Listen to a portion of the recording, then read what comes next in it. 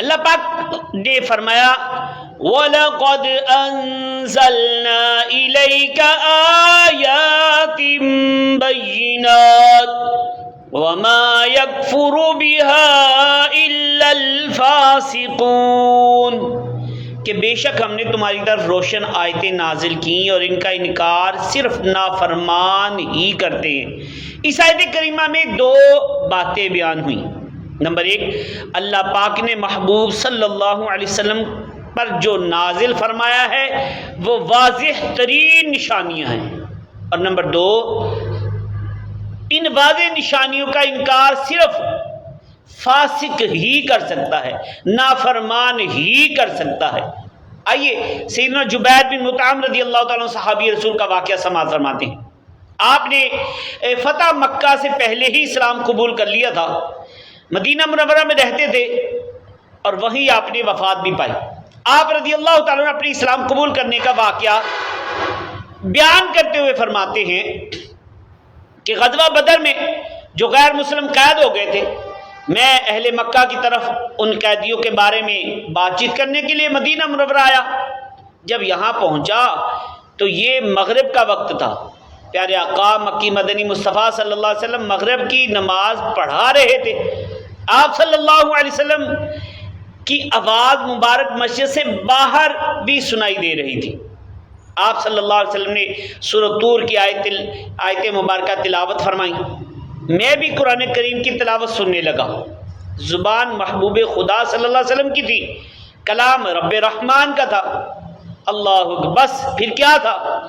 ایسی پیاری پیاری آواز، اتنا پرتاثیر کلام میرے دل میں اترنا شروع ہو گیا۔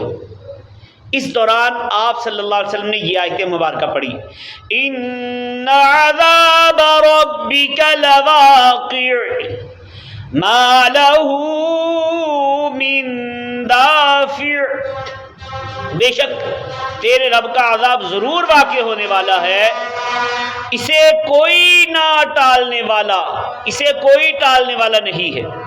ان آیات کریمہ کو سن کر کہتے میرا دل ایسے ہو گیا جیسے ابھی پھٹ جائے گا، اور مجھے یوں لگ رہا تھا کہ میں یہاں سے قدم نہیں اٹھا سکوں گا، اس سے پہلے ہی مجھ پر عذاب برس پڑے گا۔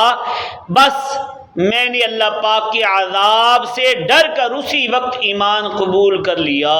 اللہ اکبر، اللہ اکبر، سبحان اللہ۔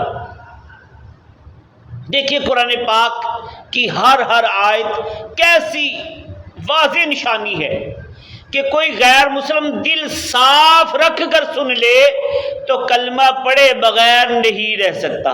یہاں ایک ایمان افروز بات عرض کروں کہ قرآن پاک کی ہر آیت بھی اسلام کی سچائی پر واضح دلیل ہے۔ یوں ہی محبوب صلی اللہ علیہ وسلم کی سیرت پاک بھی حقانیت اسلام کی واضح نشانی ہے۔ وہ کیسے؟ قرآن کریم کی دو آیت مبارکہ عرض کروں۔ غیر مسلموں کی طرف سے سوال ہوا کیا محمد صلی اللہ علیہ وسلم واقعی سچے رسول ہے؟ اللہ پاک نے فرمایا فَأْتُوا بِسُورَةٍ مِّن مِّثْلِهِ، تم اس جیسی ایک صورت بنا لاؤ۔ یعنی اگر تمہیں اس میں شک ہے کہ محبوب صلی اللہ علیہ وسلم سچے رسول ہیں یا نہیں، جو یہ کلام لائے ہیں وہ واقعی اللہ پاک کی طرف سے وحی ہے یا نہیں، تو قرآن پاک ان کی سچائی کی دلیل ہے۔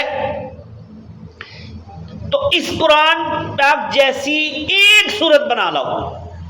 اگر نہ بنا سکے اور واقعی بنا نہیں سکو گے تو سمجھ لینا کہ محبوب صلی اللہ علیہ وسلم سچے رسول ہیں۔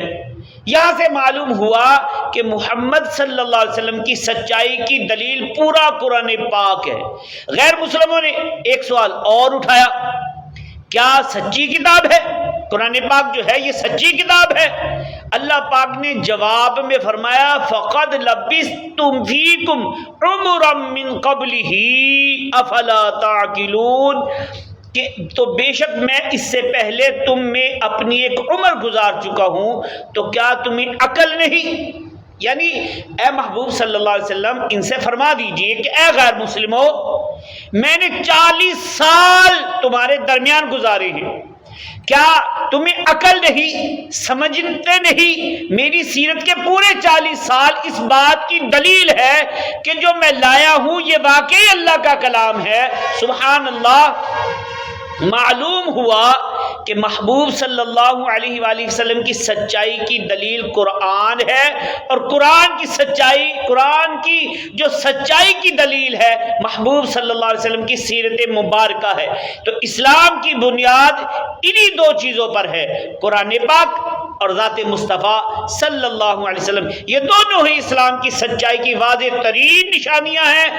ان دونوں میں آج تک نہ کوئی عیب نکال سکا ہے، نہ آئندہ کوئی عیب نکال سکتا ہے۔ صلو علی الحبیب صلی اللہ علی محمد۔